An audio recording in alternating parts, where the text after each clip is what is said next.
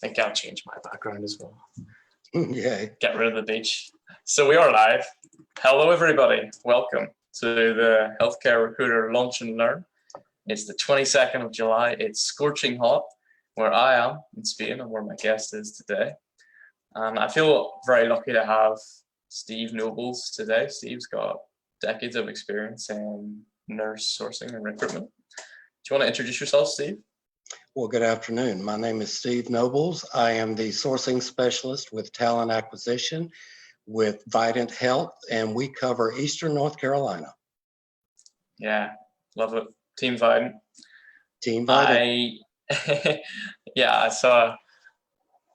I'm really excited about what you guys do at Vidant and the way you position yourself to nurses, and particularly when you told me about an offer you have, which you're actually using right now to get nurses from outside of your local area, because everyone has a problem with the shortage.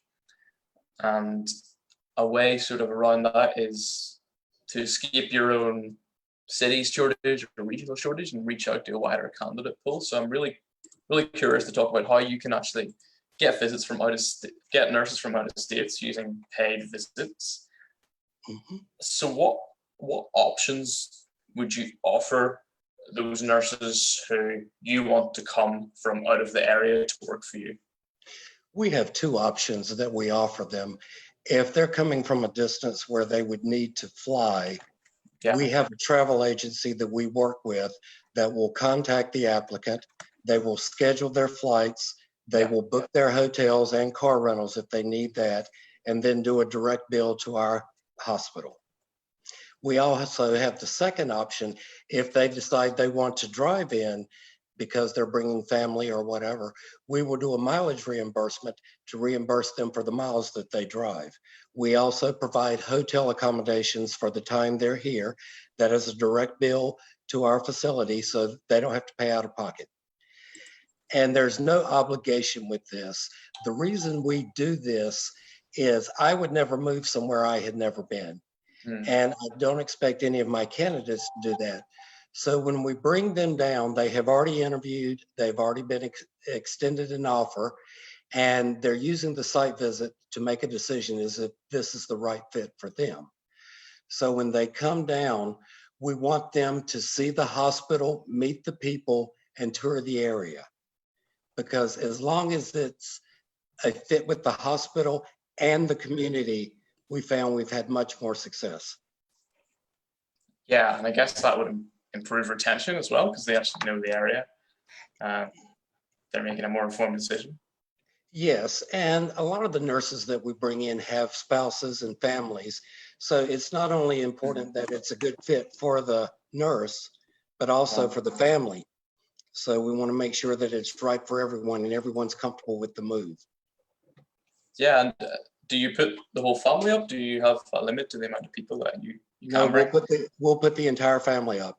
We have Nice. a lot of nurses that come down that are young and single, and they come down with their parents, because I'm a very big advocate of that, because I want their parents to be comfortable of where they're going to be moving and know that we're going to take good care of them.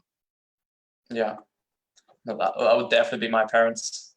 They'd say, oh, it's a free trip, let's go. Yes. Mm-hmm. So, okay, just to clarify, you've interviewed these nurses that have applied to your jobs and you've made them an offer, and this is something which happens post-offer? Pre-COVID, we would do a phone screen and then we'd bring them in for a final interview. But with the situation the way it is now, the managers most of the times will do an offer from a phone screen. They go into much more detail with their phone screens now. And then the final step is, I always encourage my nurses, before you accept anything, let's make a visit. We're going to pay for your transportation. Let's get down here and see that the entire community, not just the hospital, is a true fit for you. Okay. So, I mean, that sounds like a great offer. Why not? What is the actual process to qualify for this? The process is They have to have applied for one of our positions. Our talent acquisition consultants do a phone screen. Then we schedule a meeting with the manager, either Yep. WebEx, Zoom, or a telephone interview. Then after the interview, the manager will get back with us. And if the manager is interested in extending an offer, we will contact the applicant, tell them they have an offer, but we would like to set up a site visit for them to see the area and the hospital before they make their final decision. Okay. What do you do if the nurse declines the offer? If they come for the site visit and they decline, Yeah. nothing. It's better for them to have ensured that it's a good fit for them than to accept an offer for somewhere they've never been. Yeah. Well, that makes a lot So of sense. there's no repayment from them. We don't request them to reimburse us or anything. Oh, nice. Yes. Like, where was the origin of this? Can you recall, was it during your time at the organization you started doing this? We've been doing this prior to when I started 17 years ago. So this has always been a practice that we've followed. And at the time, we were doing heavy recruiting in Canada also. So it's very important for those nurses to come in to see the different culture. Coming from Canada to Eastern North Carolina, there's a big climate difference. So we want them to see that and just make sure that they feel it's somewhere they're going to be comfortable with. Yeah. Also, while they're down here, after they do their face-to-face, we connect them with the local real estate agent who takes them and shows them housing options and also gives them tours of the city. We want to make sure they accomplish as much while they're here as they can. Yeah, that's awesome. You're really pulling out all the stops. We try to, because these applicants are our most important asset. And we want it to be a positive experience. Accepting a new job and relocating is stressful enough. So we try to take some of the stress out of this for them. Yeah.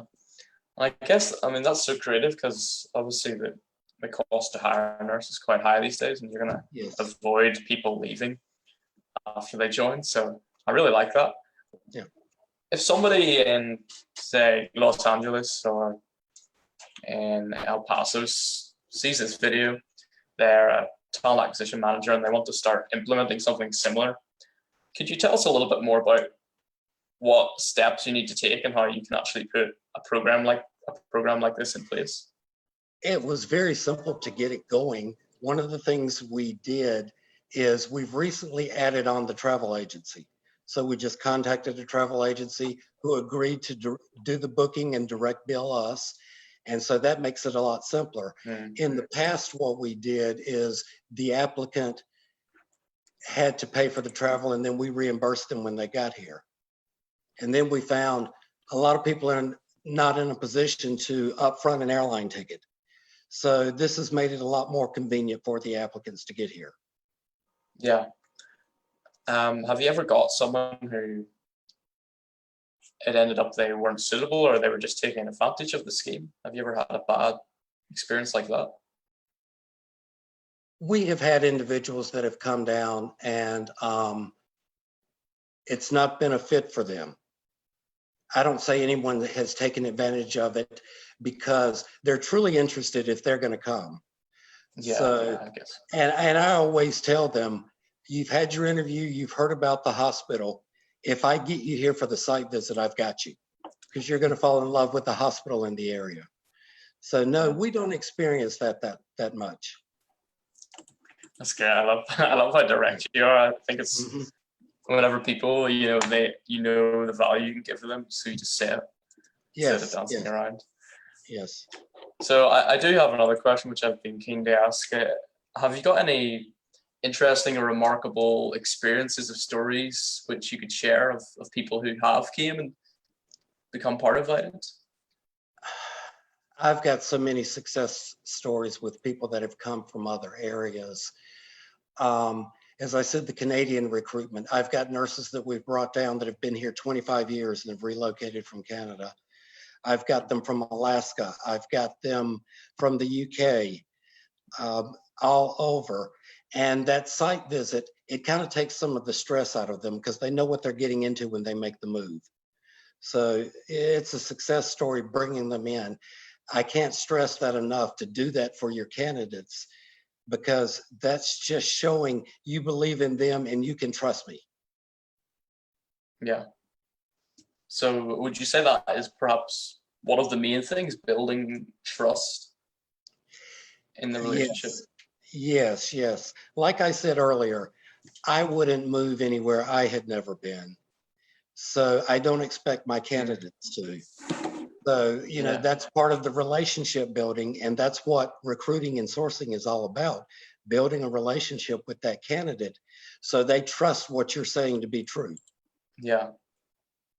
Even putting yourself in their shoes. I think Yes. a lot of people forget that. Like, I wouldn't apply to a job which took me 40 clicks in an application, or right. Had all these roadblocks in the place. So why do we expect candidates to do it? Makes a lot of sense.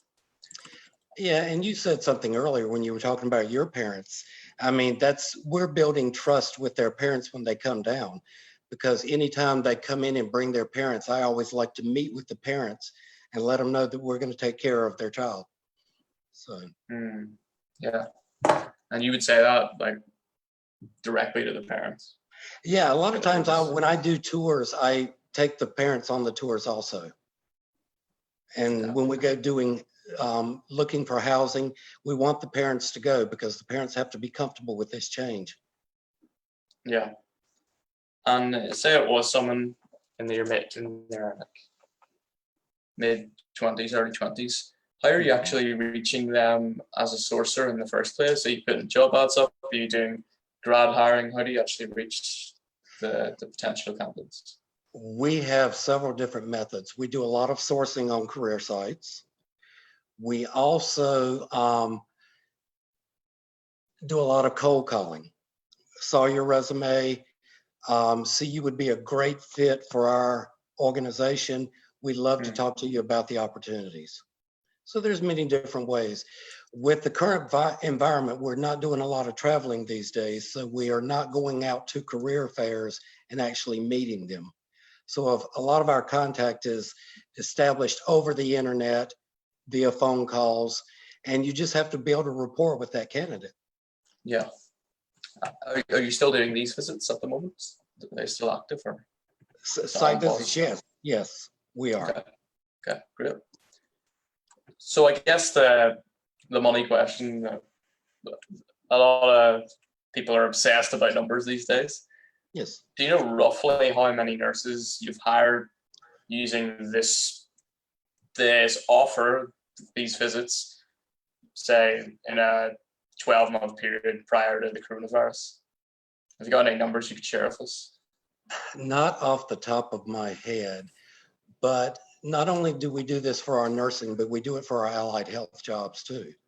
So over the course of the year, we probably bring in, I'd say, around 50 people for site visits that we fly in.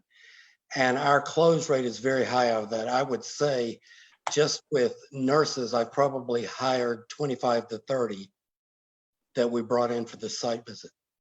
Like I said, if I can get them here, I've got them. Yeah. Once they see our facility and meet our people. Yeah. Wow. That's groundbreaking. Because if, for example, if the hospital isn't doing this right now, so they're not doing pay visits, they have the money, they're spending thousands on a staffing agency to make the placement. They could be saving so much money if they implemented this, right? Yes. Yeah. And you also save so much money on the back end, because the applicant has had a chance to see the facility and the area. So they're more likely to be content once they get there. Yeah. And you're not going to have someone that's going to move and you paid for their relocation and the training, and then they leave you within a few months. Yeah. Wow. Is there anything that you would say a downside of this? What would be the problems of it? Well, recently it has been travel related to COVID-19. So instead of flying a lot of the new hires have been driving in. So, but pre-COVID, everyone we talked to was very interested in making the site visit and seeing the area. Yeah. So not a lot of downside to this. I mean, you're building that relationship with your candidate. Yeah. And that's what our job is, to build the relationship and get them here. Yeah. So that's going back, like right back to the fundamentals of the whole mistake of getting someone to leave their current place and go to your place. Mm-hmm. So thanks so much for sharing that. That was Okay. awesome. Yeah, so if you're watching this and you do have a sourcing problem, if you have the budget, it's not really an excuse to say there's no nurses or it's a limited nurse population in my area, because Steve just shared an excellent way to put an offer in front of nurses from outside of your location and really play up the reasons for coming over to where you are. So thanks so much, Steve. I really appreciate it. Thank you for having me on. Yeah. I will see everybody next time. See you later.